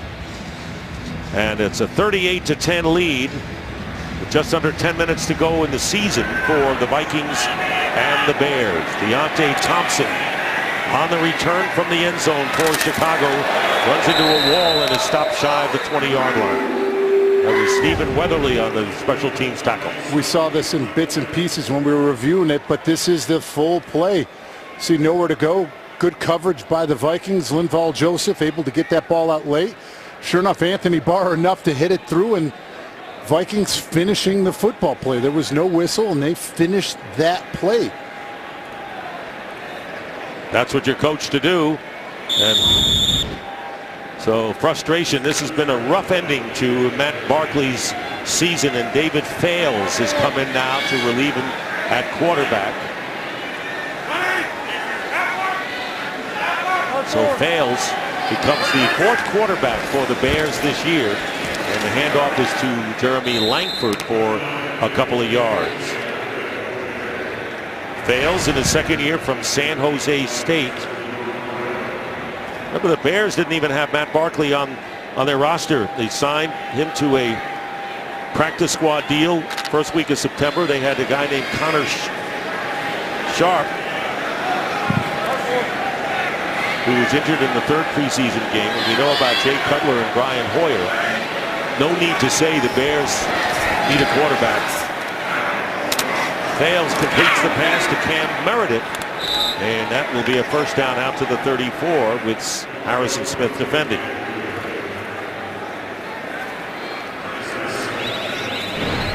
And obviously in this situation, what do they need to do? They're running a hurry-up offense. 12 turnovers in his last 3 games, 10 interceptions and a pair of fumbles. For the USC free agent, this one will be not caught by Bellamy. Incomplete pass and coverage by Trey Waynes.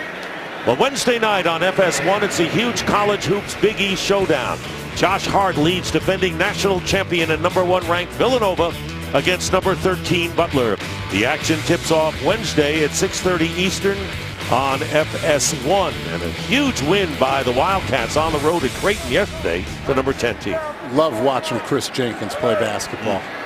That's a well-coached team, solid team, fundamental team. Well, national champions says it all, right? 2nd and 10. Handoff, Langford, maybe a yard. There's Kendricks again. So 38 points, that's the most the Vikings have scored all season. And they've done it through the air. Once again, Bradford, who's on his way to wrapping up the NFL all-time completion mark, 250 yards. They've only rushed for 87. And it'll be interesting if the defensive coordinator, George Edwards, for the Vikings dials up a blitz, because they've essentially just been rushing 4. But with the new quarterback in the 3rd and 10, you want to get pressure on him. That's what they're doing. They do, and down he goes. Brian Robinson, the final piece in that pass rushing puzzle for the Vikings, a loss of 5 and the 2nd sack for Minnesota. See him standing up here as a inside guy, but what does he do? He continues to press. They think that they're going to twist and basically switch a stunt, but as a right guard, Ted Larson, you can't switch to nobody. You have to make sure your right tackle is into the same thing as you. Let him go free, and Robinson has a huge set. Pat O'Donnell's kick. And he's returned by Marcus Sherrills. 53-yard kick. So Robinson hopes that he's going to be part of the Viking scheme of things next year. Of course, Sean Hill now has come in for Sam Bradford, making his 3rd appearance, started the opener against Tennessee. Bradford was on the team but not ready to do his thing yet, as McKinnon carries and gets a couple of yards on 1st down. So Sam Bradford now at 71.6 completion percentage, and the points are 0.6 decimals are important here in the race, leading the NFL. Drew Brees has owned 2nd, 3rd, and 4th, and he is at 70.9. And the the New Orleans Saints will be playing later on against the Atlanta Falcons, who are trying to nail down a bye in the 1st round. So that's where we are. It's great seeing those pictures of Drew Brees. He has a different haircut in each one of them for the different years. Nice that he would pose in different hair combs for us. Hill handing off to McKinnon. Hill fell down, but it doesn't matter. McKinnon did not fall down. And it takes a village to bring down Jared McKinnon, doesn't it? And finally, DeMontre Hurst does it after a huge gain that looked like a broken play with the quarterback Sean Hill falling down 36 yards for McKinnon. Bobbled the snap, trying to get it out, just gets it right at the last minute to Jerick McKinnon, and he does the rest. So Sean Hill in his 15th year, we mentioned, started the opener against Tennessee when Bridgewater went down. Bradford just joined the team, needed a week to get ready to take over the helm, and Hill did not make a turnover and led the Vikings to the win over Tennessee in the 1st game. McKinnon again off the right side, getting a couple. There is Teddy Bridgewater, and the big issue will be next year, how far along will Bridgewater be? He's taping up like he's going in. Yeah. Well, when you're up 38-10, you do some stuff to occupy your time right now. So, Bradford got to be around, obviously. He definitely has to be. Obviously, we've seen going into this football season, they were banking on Teddy Bridgewater, but that wasn't the case. They had to scramble around, make trades, and that's where now they lost their #1 pick, and now in the 2017 draft. But they're excited because they have 2 number 2s and 2 number 3s that they have, and they feel that can really fill some voids on this team. Christina. Well, Dick, I spoke to Bridgewater before the game, and I asked those questions. He told me the rehab and recovery has been great, but didn't want to say much after that when I asked him to detail the process. He said, my lips are sealed, but I'm hoping to surprise some people. He's been around the facility all season, still in the building, still talking to teammates. He's actually just at practice on Thursday, but obviously a guy that's still in high spirits, but hoping to come back and contribute. He won the Ed Block Courage Award. Every team has the Ed Block Courage Award, and no one has had more than Teddy Bridgewater for sure. 3rd down and 4, and McKinnon is going to be stopped for a loss, and that was Jonathan Bullard, the 3rd-round pick from Florida, who hasn't had a chance to show much for the Bears. There'll be a loss of 3 as we wind down to 4 minutes remaining in the game. So I guess as we get down to the last 4 minutes, David, a lot of questions that have to be answered as far as not only the Vikings, who were 5-0 and will end up 8-8 on the year, but the Chicago Bears and Ryan Pace. They got a big workload ahead, don't they? They really do, and we talked about it. Only 11 takeaways on the season, 8 of them being interceptions. You know, when you play against a Vic Fangio defense, first charge timeout, Minnesota.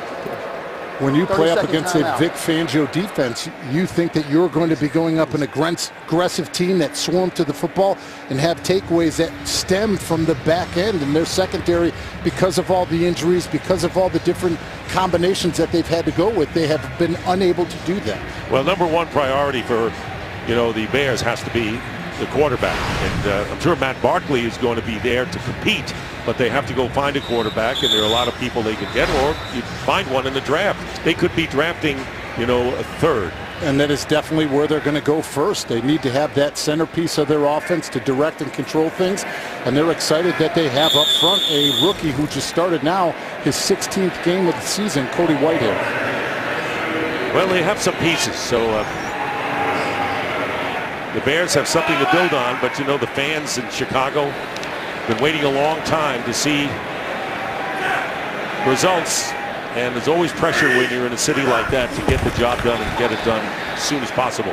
4th down and 7, and the pass is incomplete, intended for McKinnon. Akeem Hicks putting on the spot. The action continues next right here on Fox. Falcons get a first-round bye with the win over the Saints. That's the best way they can do it. Seattle needs help. Win at the 49ers or a loss or tie by Atlanta. The Redskins need a win by the Giants and no tie anywhere else. As we get to the final chapter here, as Jeremy Langford on a screen pass close to the first down near the 44-yard line. Let's go back to that. So if it's a non-tie with Green Bay and Detroit, which is likely, the Redskin-Giant game is so crucial to Washington, who had been in the wild card, actually one of the top slots. Seattle needs help for the bye. They're in the playoffs, and Atlanta win gives them a first-round bye. Right behind Dallas. First down and 10, fails. Trying to get it to Deontay Thompson, incomplete, with 2:51 on the clock.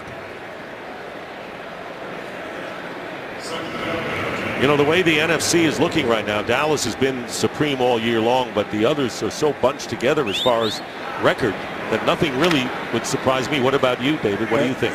Once you get into this point and into the playoffs, it's just about getting your opportunity, and records during the regular season don't matter, but I know everybody's excited to watch that NFC North game tonight between the Packers and Lions. And a fumble by Howard, and he recovers.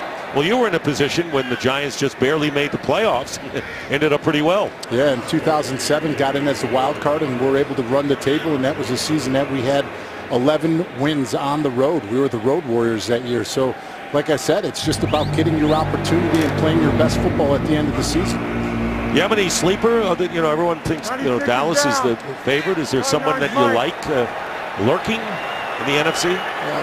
Like I said, once you get in and you get those matchups, then you can talk about it. Until then, all right, I'll ask you some other time.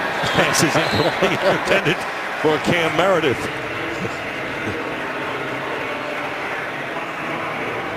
Hey, the Giants could do something, right? Yes, they could. They definitely can do something. We're going to have to watch and see what takes place in Washington. But offensively, the Giants have to do a much better job running the football in the postseason.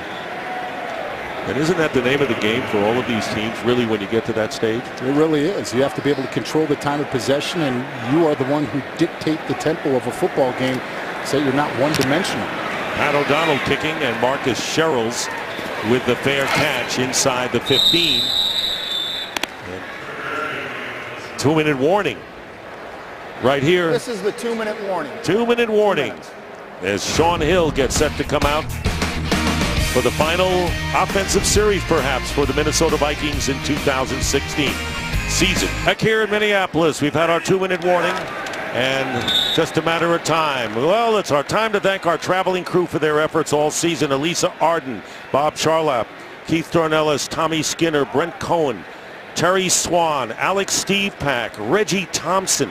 These are the names who give you the pictures and sounds. Steve Malone, Rob McCarney, Charlie Rome, John Henry, Mark Alston, Jim Cutler, Randy Sues, Bill Garrity, Emmett McGuire. They're the guys up here, spotter and statistician.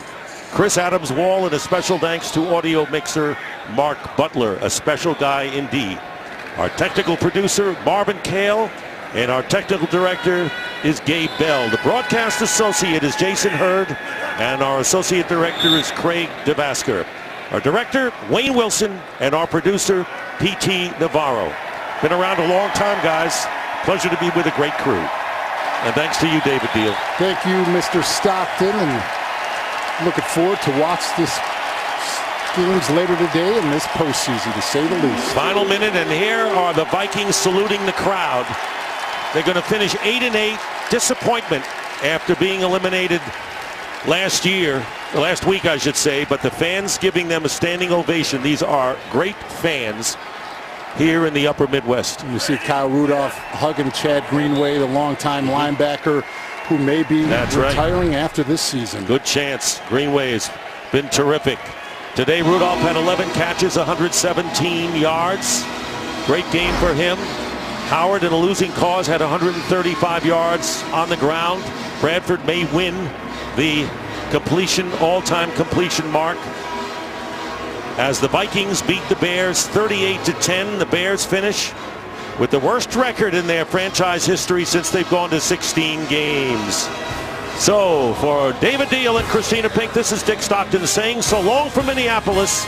Now let's go to the State Farm Game Break Show with Kurt Menefee and the boys in Los Angeles.